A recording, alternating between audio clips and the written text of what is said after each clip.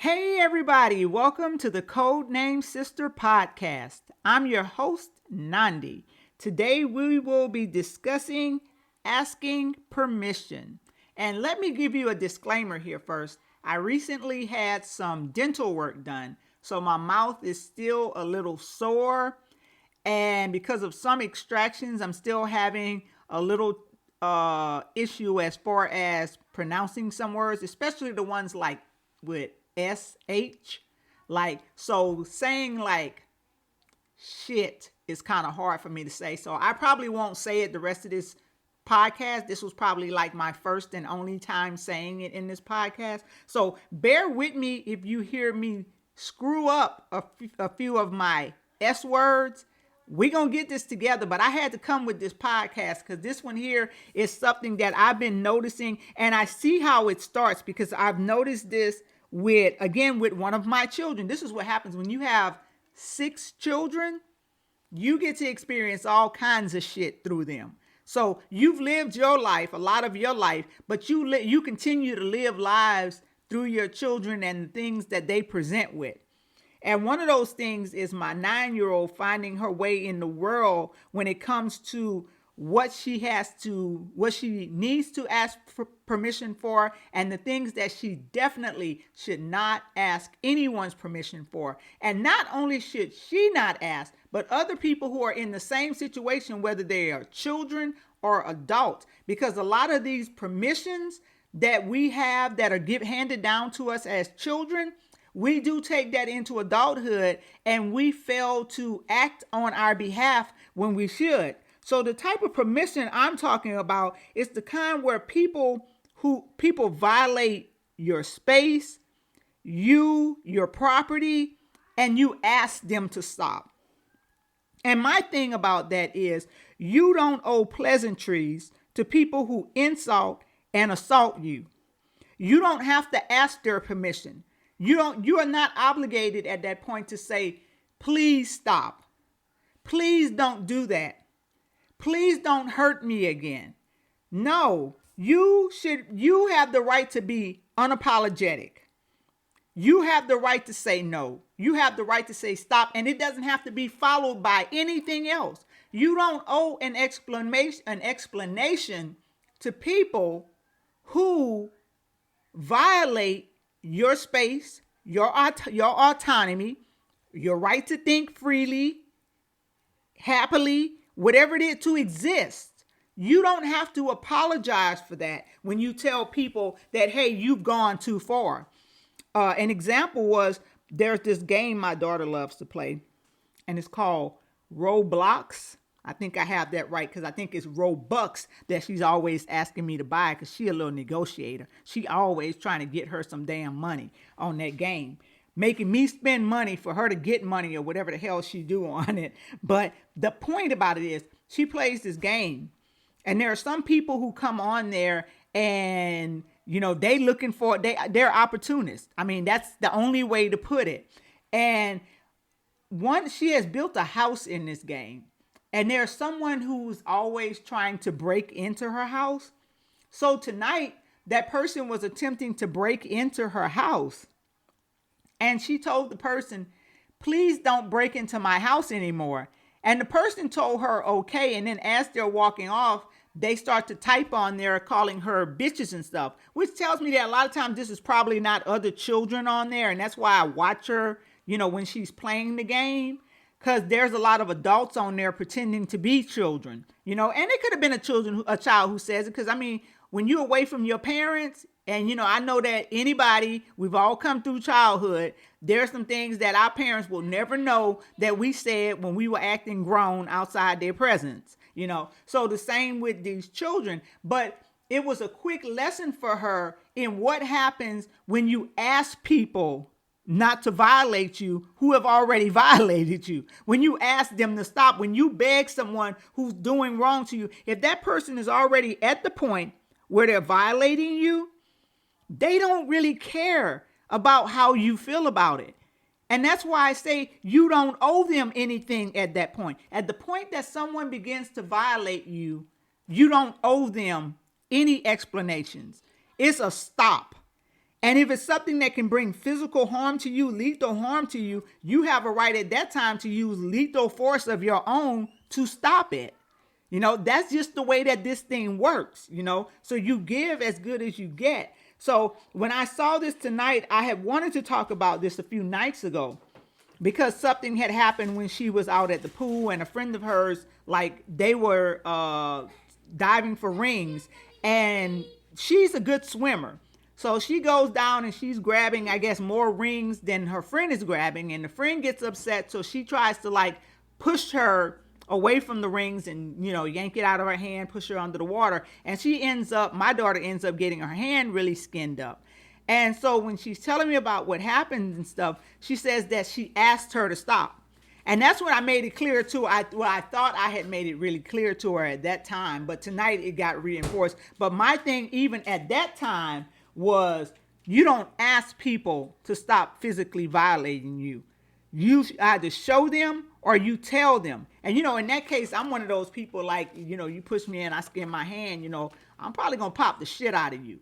I mean, and that's just going to be impulse. It's not going to be a planned thing. It's going to probably happen about the same time that that the skin is coming off of my hands. Because as fast as I come up out of that water, it's like, padam. That's just me.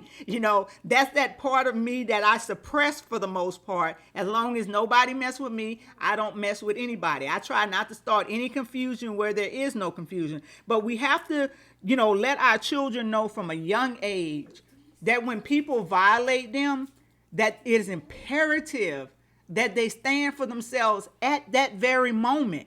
Because when you don't, you actually give people permission to continue violating you. And this is how our babies get so caught up, and we find out that our child has tried to commit suicide or something, because at a certain point it becomes so much for them. And since they haven't, like, really learned how to control their emotions and their actions and stuff, if we have a child that doesn't feel comfortable coming to us for whatever reason, that can get bottled up and everything can go crazy, if you know what I mean.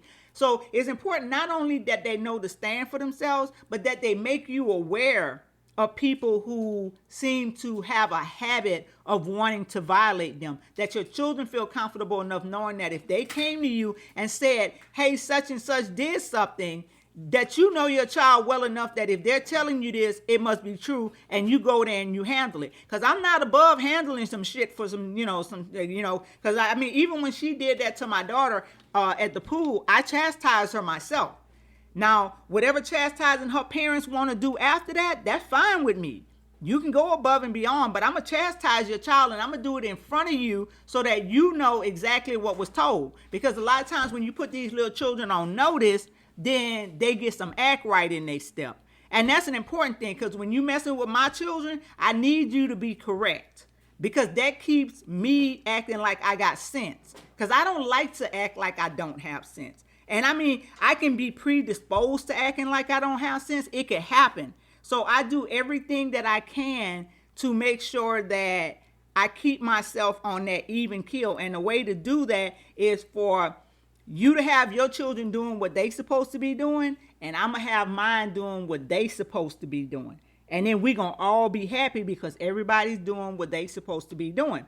So back to what I was saying, these violations of our person, our property, whatever it is, this starts in childhood. This is not something that you just develop overnight as an adult. This is something that you've been working on your whole childhood. And when I say working on it, you letting other people dictate the script. You're letting other people decide what affects you and to what degree it affects you, because you're not, for whatever reason, you're not speaking up for yourself. It could be because of the abuse you suffered in your own house. It could be feeling like you don't have a voice, like somebody's always made you feel voiceless, powerless, whatever it is. But you know what? There's no better time than today to start standing up for yourself. You're going to see it'll be a lot of people surprised when you start doing that. When I was coming out of my last marriage, when I started saying, you know what, I'm not holding all this stuff in my throat anymore, getting all filled up, all suppressed, feeling like, I got so much to say that I just feel like screaming, but I don't have nowhere to let it go, to let it out. And then when I started expressing it, that shit started feeling, ooh, I said it and it came out okay. Y'all see that? I said shit. But like I was about to say, I just said it again. Wow, what do you know? Ain't that a bitch?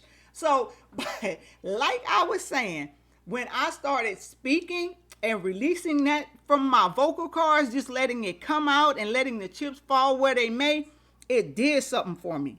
It empowered me. And it empowered me not just in the aspect of my relationship, but in other aspects of my life. Because I realized that not only was I holding myself back when it came to a relationship because of this holding back, but it was holding me back in my career, my business. So much stuff was being held back because when you hold stuff like in there, it builds up a certain type of fear, a paralyzation that stops you from moving forward. And it's the same thing when you let things go unspoken, when people say things, like I said, that insult and assault you.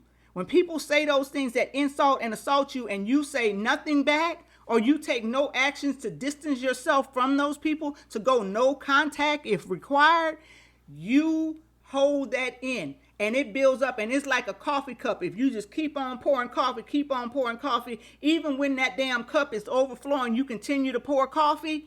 That's you. When you let people just keep pouring shit into you.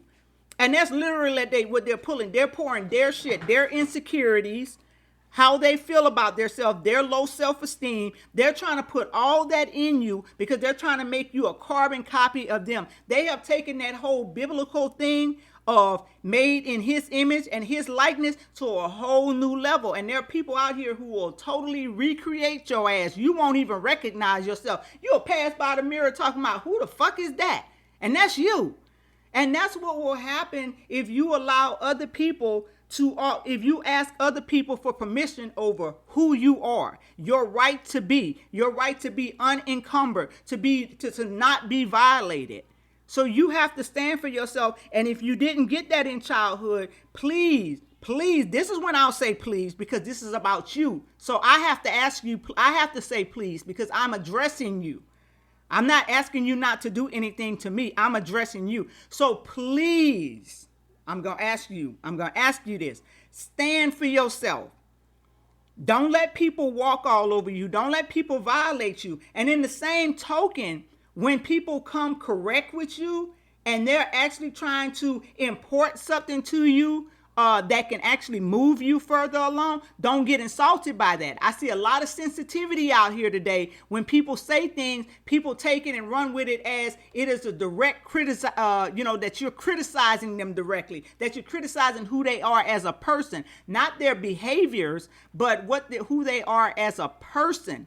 And you can learn so much more sometimes in those instances of sitting back and listening. So it's about not asking for permission when people violate you, but at the same time, being willing to listen when it's not a violation of you, but someone trying to impart knowledge to you. I had a discussion today in a soaping group that I'm in.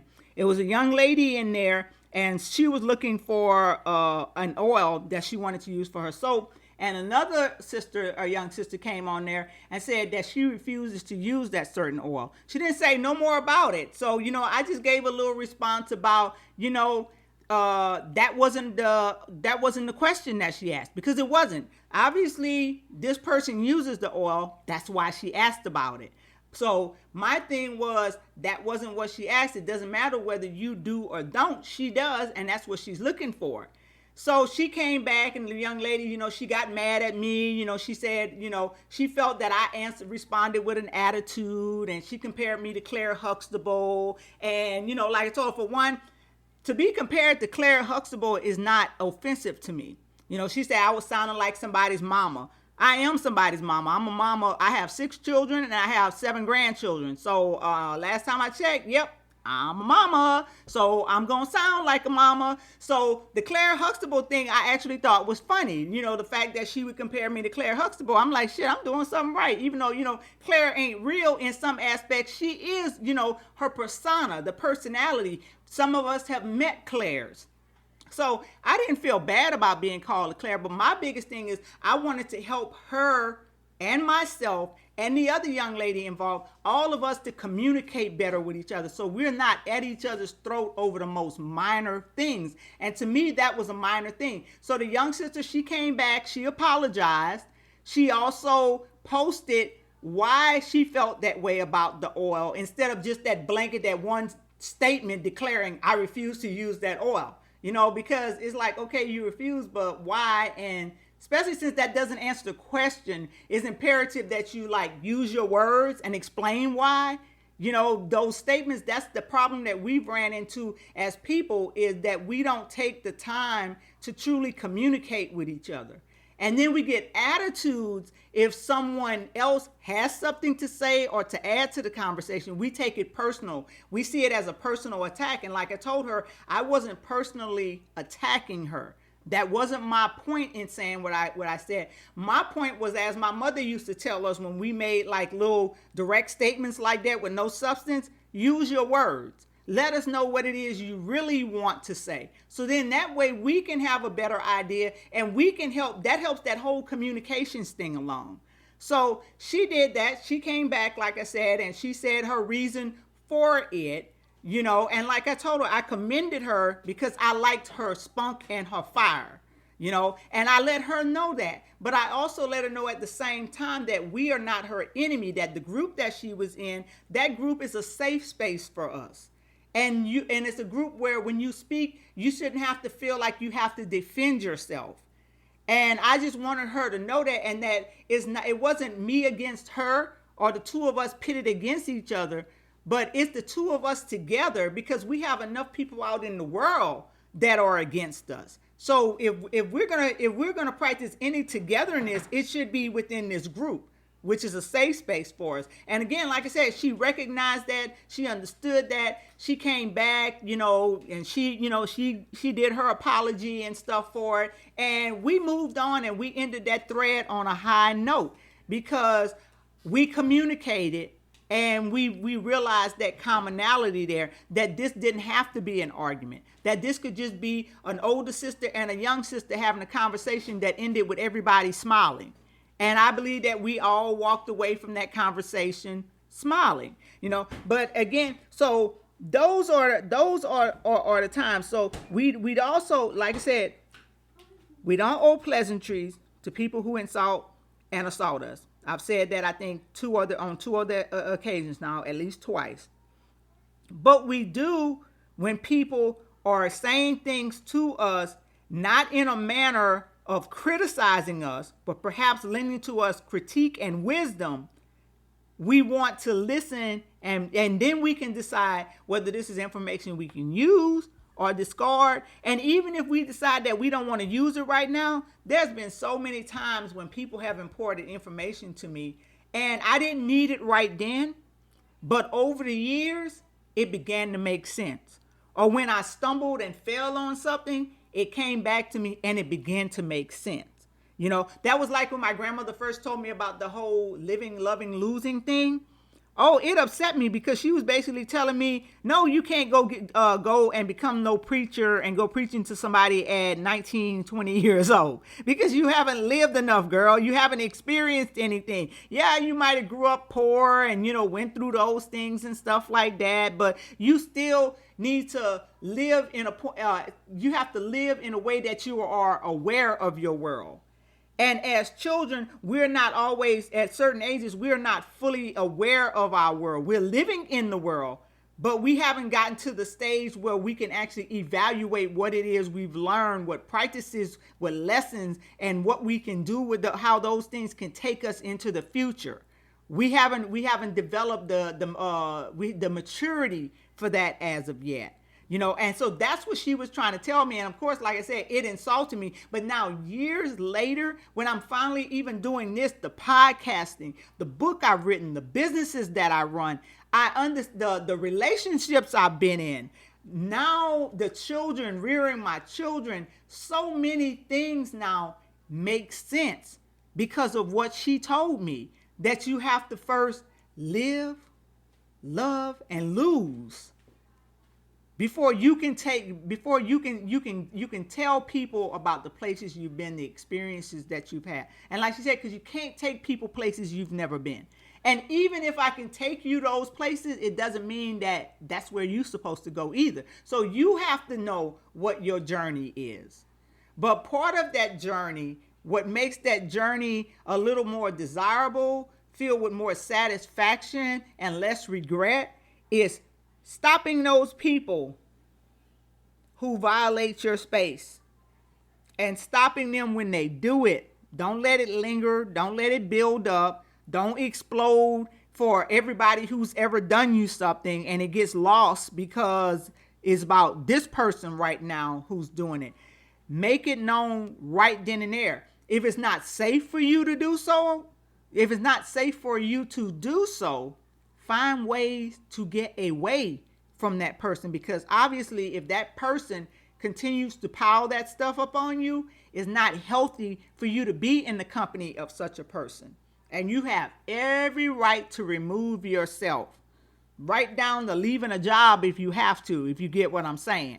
And that depends on the person, like I said, that you are doing, that you're trying to get away from. But you don't owe people those pleasantries. So don't give it to people who don't deserve it. That's just like giving up your body. But we're gonna talk about that in another podcast. We don't have time for that today. I'm moving close up on my time limit here. But I do want to thank you for listening.